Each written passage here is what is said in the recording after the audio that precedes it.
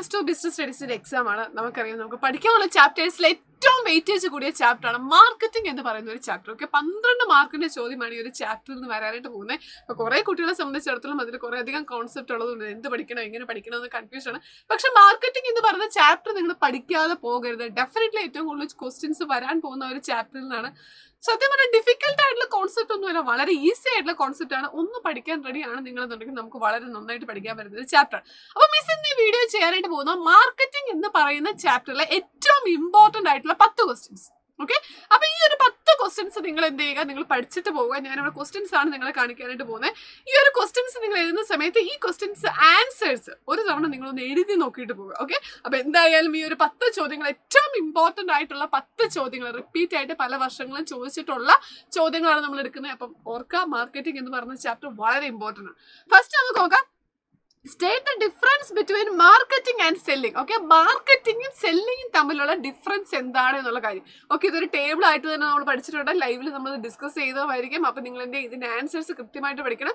Important ആണ് മാർക്കറ്റിംഗും സെല്ലിംഗും തമ്മിലുള്ള ഡിഫറൻസ്.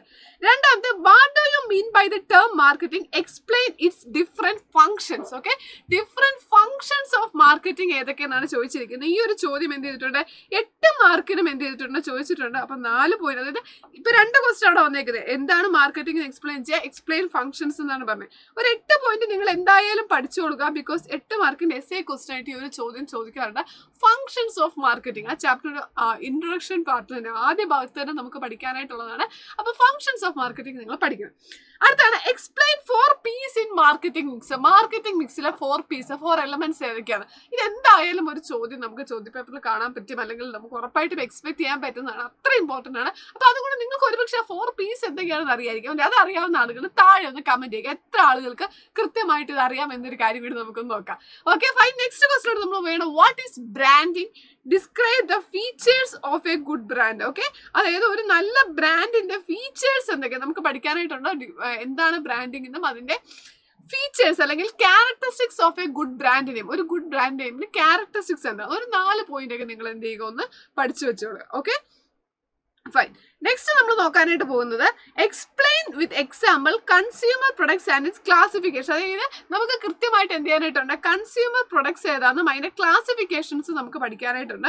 അപ്പൊ ആ ഒരു കാര്യങ്ങൾ നിങ്ങൾ എന്ത് ചെയ്യുക, കൃത്യമായിട്ടൊന്ന് പഠിച്ചു വെക്കണം. കൺസ്യൂമർ പ്രൊഡക്ട്സും അതിന്റെ ക്ലാസിഫിക്കേഷൻസ്. കാരണം ഈ രീതിയിൽ ചോദ്യം വരും. Classify the following products as convenience, shopping and speciality products. Convenience product ചെയ്ത്, ഷോപ്പിംഗ് പ്രൊഡക്റ്റ് ചെയ്ത്, സ്പെഷ്യാലിറ്റി പ്രൊഡക്റ്റ് ചെയ്ത്. ഓക്കെ, അപ്പൊ ഈ രീതിയിൽ ക്ലാസിഫൈ ചെയ്യാനായിട്ട് നിങ്ങളോട് എക്സാമിന് ചോദിക്കും. അറിയാവുന്ന ആളുകൾക്ക് ജസ്റ്റ് കമന്റ് ചെയ്യാവുന്നതാണ്. ഓക്കെ, ലൈവിൽ നമ്മൾ ഈ ചോദ്യത്തിന്റെ എല്ലാ ആൻസറുകളും ഡിസ്കസ് ചെയ്യുന്നതായിരിക്കും. അപ്പൊ ഡെഫിനറ്റ്ലി നിങ്ങൾ ലൈവ് മിസ് ചെയ്യരുത്.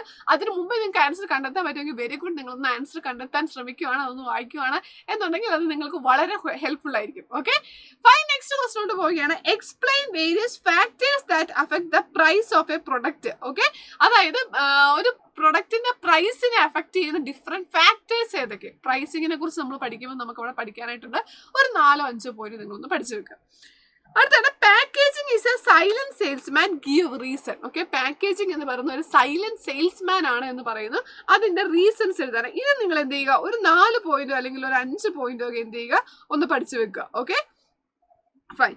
Next question, explain any 4 sales promotion technique. Okay, ഏതെങ്കിലും 4 സെയിൽസ് പ്രൊമോഷൻ ടെക്നിക്സ് ഏതൊക്കെയാണെന്നാണ് ചോദിച്ചിരിക്കുന്നത്. അപ്പം ഇതും എക്സാമിന് ഇമ്പോർട്ടന്റ് ആയിട്ടുള്ള ഒരു ചോദ്യമാണ്. എന്ത് ചെയ്തിട്ടുണ്ട്, സെയിൽസ് പ്രൊമോഷൻ ടെക്നിക്സ് ഏതൊക്കെയാണെന്നുള്ളത്. ഓക്കെ, അതും എന്ത് ചെയ്യുക, ഒരു 4 മാർക്കിന് അല്ലെങ്കിൽ എല്ലാ സെയിൽസ് പ്രൊമോഷൻ ടെക്നിക്സും ഏതൊക്കെയാണ് നിങ്ങൾ ഒരു 5 മാർക്ക്, ഇത് 8 മാർക്കിനും ചോദിച്ചിട്ടുണ്ട്. ഓക്കെ, അപ്പൊ ജസ്റ്റ് ഒന്ന് എന്ത് ചെയ്യുക, ആ ഒരു 8 പോയിന്റ് വളരെ സിമ്പിൾ ആണ് അല്ലെ. നമ്മൾ വലിയ എക്സ്പ്ലനേഷൻ ഒന്നും അല്ലെങ്കിൽ വലിയ ഡീറ്റെയിൽ ആയിട്ടൊന്നും വായിക്കേണ്ട ആവശ്യമില്ല. അപ്പൊ ജസ്റ്റ് ആ സെയിൽസ് പ്രൊമോഷൻ ടെക്നിക്സ് ഏതൊക്കെയെന്ന് ഒരു കാര്യങ്ങൾ നിങ്ങൾ എന്ത് ചെയ്യുക, കൃത്യമായിട്ടൊന്ന് പഠിച്ചു വെക്കുക. Then what is marketing. Okay, 10ാമത്തെ ഒരു ചോദ്യമാണ് എന്ത് ചെയ്തിട്ടുണ്ട്, വാട്ട് ഈസ് മാർക്കറ്റിംഗ്. ഇത് 1 വേർഡ് ക്വസ്റ്റ്യൻ ആയിട്ട് ചോദിക്കാറുണ്ട്. ഓക്കെ, അപ്പൊ മാർക്കറ്റിംഗിന് ഒരു ഡെഫിനേഷൻ നിങ്ങൾ പഠിച്ചു വെച്ചോളുക. അപ്പൊ ഈ ഒരു ചോദ്യം പഠിക്കേണ്ട ഒരു ആവശ്യകത എന്താണെന്ന് ചോദിച്ചു കഴിഞ്ഞാൽ, ഞാൻ പറഞ്ഞു എസ്എ ക്വസ്റ്റ്യൻസ് ഈ ഒരു ചാപ്റ്ററിൽ നിന്നാണ് എന്തായാലും ഒരു എസ്എ ക്വസ്റ്റ്യൻ നമുക്ക് പ്രതീക്ഷിക്കാം. അപ്പൊ എസ്എ ക്വസ്റ്റ്യൻ ചോദിക്കുന്നത് കൊണ്ട് തന്നെ നിങ്ങൾ എന്ത് ചെയ്യണം, നിങ്ങൾ ഈ ഒരു എസ്സേ ക്വസ്റ്റ്യൻ ചോദിക്കുമ്പോൾ ഈ ഒരു ഇൻട്രൊഡക്ഷൻ എഴുതാനായിട്ട് ശ്രദ്ധിക്കുക. അതായത് എന്താണ് മാർക്കറ്റിംഗ്. അപ്പോൾ ഈ ഒരു ഡെഫിനേഷൻ പഠിച്ചാൽ 1 മാർക്കിന് ക്വസ്റ്റ്യൻ അല്ലെങ്കിൽ ഒരു എസ്സേ ക്വസ്റ്റ്യൻ വരുമ്പോൾ നമ്മളൊരു ഇൻട്രൊഡക്ഷൻ ഭാഗത്ത് നമുക്ക് എന്തായാലും കൊടുക്കാൻ പറ്റും. ഈ ഒരു ചാപ്റ്ററിൽ നിന്ന് എന്തായാലും ക്വസ്റ്റ്യൻസ് നമുക്ക് എക്സ്പെക്ട് ചെയ്യാം. അപ്പോൾ ഡിഫറെൻ്റ് ആയിട്ടുള്ള അല്ലെങ്കിൽ മാർക്കറ്റിംഗ് കോൺസെപ്റ്റുകൾ ഡെഫിനേഷൻസ് നമ്മൾ പഠിക്കുന്നുണ്ട്. നിങ്ങൾക്ക് സ്യൂട്ടബിൾ ആയിട്ട് ഉള്ള ഏറ്റവും ഈസി ആയിട്ടുള്ള ഒരു കോൺസെപ്റ്റ് ഏതാണെന്ന് വെച്ചാൽ നിങ്ങളത് പഠിച്ചോളുക. അപ്പോൾ നമുക്ക് 1 മാർക്ക് ചോദിച്ചാലും എസ്സേ ചോദിച്ചാലും പിന്നെ ഏത് ക്വസ്റ്റ്യൻ ചാപ്റ്ററിൽ ചോദിച്ചാലും ഒരു ഇൻട്രൊഡക്ഷനിൽ നമുക്ക് എഴുതാൻ പറ്റുന്ന കാര്യങ്ങളാണ്. ഓക്കെ, അപ്പോൾ ഈ ഒരു 10 ചോദ്യം ഇത് ഏറ്റവും ഇമ്പോർട്ടൻ്റ് ആയിട്ടുള്ള 10 ചോദ്യങ്ങളാണ് മിസ് പറഞ്ഞത്. അപ്പോൾ ഇത് നിങ്ങൾ കൃത്യമായിട്ട് പഠിക്കുക. ദെൻ ബാക്കി കോൺസെപ്റ്റ് കാര്യങ്ങളെല്ലാം നമ്മൾ അടുത്ത ദിവസങ്ങളായിട്ട് ലൈവിൽ ഡിസ്കസ് ചെയ്യുന്നുണ്ട്. ലൈവ് ആരും മിസ് ചെയ്യരുത്. ഇതിന്റെ ആൻസേഴ്സ് ഒന്ന് എഴുതി നോക്കിക്കോളൂ. അപ്പോൾ wish you all the very best. Thank you.